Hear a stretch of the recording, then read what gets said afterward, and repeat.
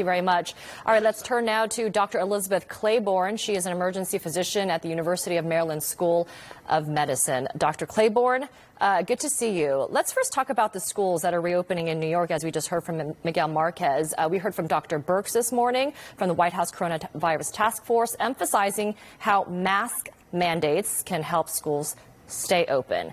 What do you think about the decision in New York to reopen schools a week from now, especially after hundreds of thousands of Americans are packing airports following Thanksgiving and a warning of another surge from health officials?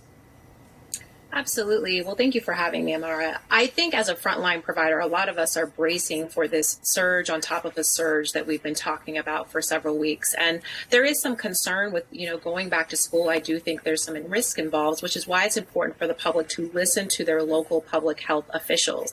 It's something that's going to have to be tracked day by day. It sounds like they have a good plan for going back to school, but that might need to be changed depending on what the numbers look like and how we are seeing the case numbers potentially increase, as well as hospitalizations when people do go back to school. So, in New York, that might be very particular to their local infrastructure there and what happens. And so everyone needs to just listen to what the public health officials are saying in their region.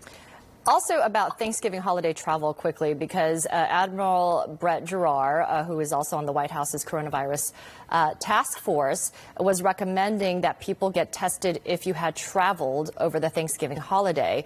What is the best time to get tested? Because we know this incubation period, most people start to experience symptoms after 5 to 7 days. What's your advice? Yes, I do think if you've had any contact with multiple individuals where you're sitting down eating or traveling, it is important to get tested. Usually that incubation period does start around between 5 and 7 days. So testing after 5 days from your exposure is a good idea. It may require a little longer, but you have to understand that if you have a negative test at that point, it doesn't necessarily mean 100% that you are in the clear. You could develop symptoms later. So anytime you have symptom development or tests. Another thing that you can do, because a lot of people ask me, Dr. Clayborne, what can I do to help a frontline provider like you, is I want people to think ahead and plan ahead. And I'm a big proponent of people having advanced care plans. So in addition to paying attention when you're traveling to where you're going to get tested, how that's going to happen, you should also take this time during the holidays to speak to your relatives, to your family members, and talk to them about what your advance directive would look like. When you show up sick in an ER, I really only have a few minutes to decide what I might need to do. And if you cannot speak for yourself, it's integral that I have access to information about your medical history, your medications, and who to talk to if you can't speak for yourself. And that is another thing, in addition to testing, that I'm imploring everyone to take action right now, no matter your age, because of its importance. Important to be proactive, you're right. I do want to play you some sound from Admiral Brett Giroir from this morning, what he had to say on CNN about public confidence in the vaccines.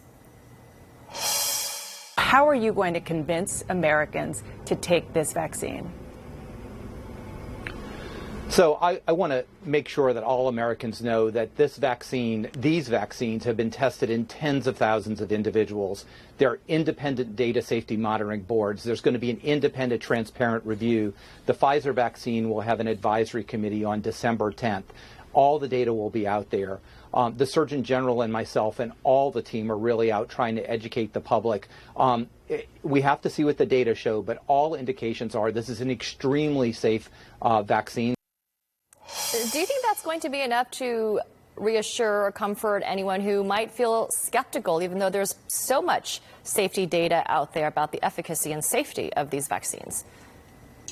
There is a lot of concern, both from, the public as well as medical providers. I know that skepticism exists on both sides. As someone who is going into work every day and putting my health on the line, my family's health, I was actually 7 months pregnant when this pandemic hit. I worked up until before my delivery, fortunately had a healthy baby girl, and then now going back to work with a 5-month-old and a 2-month-old at home, I still feel that I need some layer of protection. And so I do believe in the systems of our government and able to do rigorous testing and checking of these vaccines to ensure they're as safe as possible. And although we're trying to be swift with our response with vaccines, we are still making sure that safety is first. But I do think that it's going to take some experience, right? It's going to take those first people who receive the vaccine and people seeing that there's decent results with that for others to kind of buy in and be comfortable taking the vaccine when it rolls out. But personally, it is something that I plan to do because my current exposure and risk when I go to work every day is very high,